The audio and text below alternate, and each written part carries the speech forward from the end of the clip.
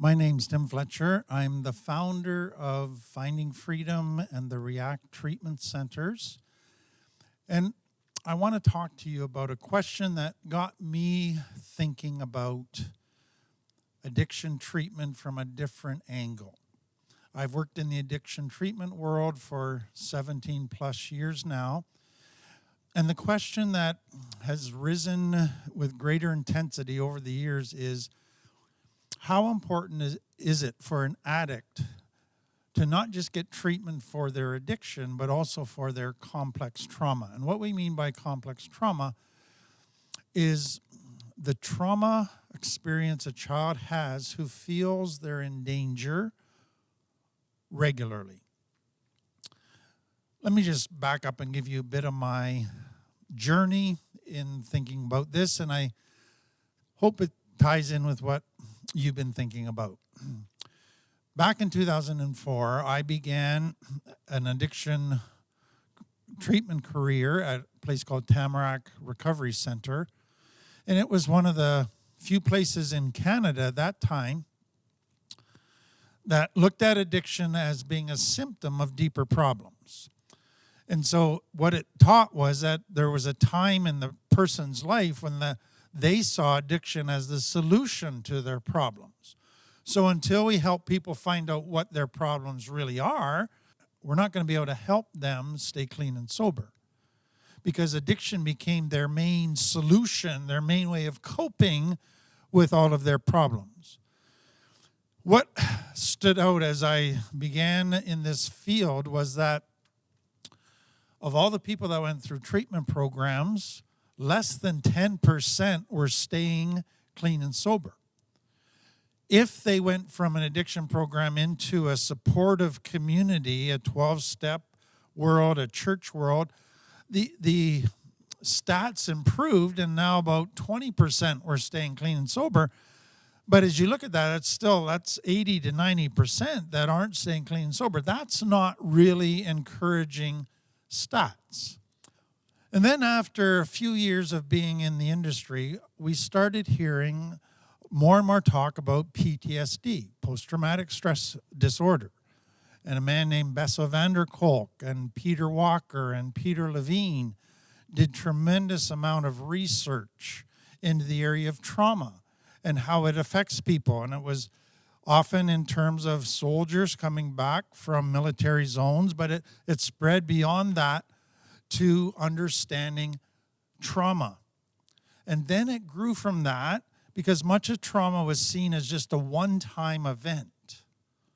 But then they began to ask, what happens when a person is in ongoing danger? And what they realized is there were similarities to one-time event trauma, but there were also other unique characteristics for people who went through ongoing trauma, ongoing danger. It took very good systems that were part of one-time trauma, and it made them what we call maladaptive. They now caused the child, the person, to have unhealthy coping tools. So the very tools that kept them safe now were messing up their adult life. Then came along Dr. Gabor Mate from Vancouver, Canada. He was a medical doctor, but dealt with a lot of addicts on East Hastings Street. And as he dealt with addicts, he began to notice that pretty well every one of them that he dealt with had childhood trauma, complex PTSD. And he began to postulate that maybe this underlying trauma is the real issue that the clients are trying to solve through drugs and alcohol. Because if you're living in constant fear of fight or flight, and you also want to numb or freeze, once you find drugs and alcohol, it's the perfect thing to numb and avoid. And so it's the solution to the trauma problem. And so AFM here in Winnipeg, a couple years ago, published research that said 97% of addicts have complex trauma from earlier in life. And the addiction is seen as a solution to the problem. So that started 10 years ago. A lot of discussion about we need to be trauma informed in the treatment center world. And so we did lots of research on trauma. We had speakers on trauma. But what was frustrating to me is I didn't see any treatment centers changing their programs to start dealing with the trauma from childhood or teenage years or adult life.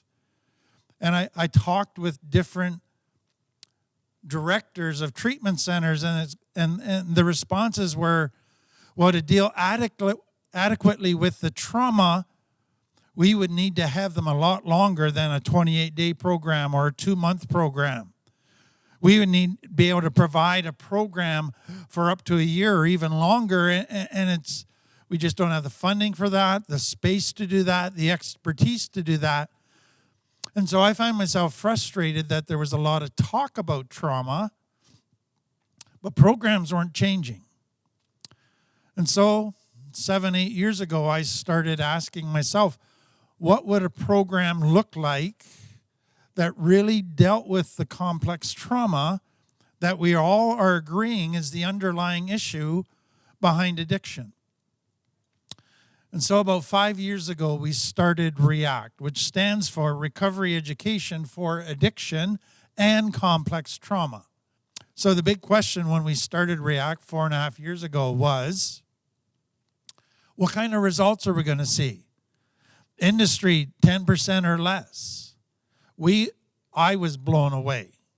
So we've been going 4.5 years, and over 50% of our clients have remained clean and sober, have got their children back, have cleared up all of their legal issues, their jail issues.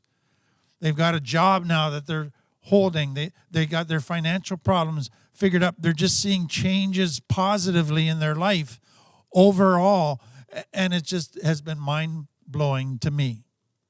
And it really points out that if we deal with the root issue, we can expect better results. So do people need to work on their trauma in order to get help for their addiction?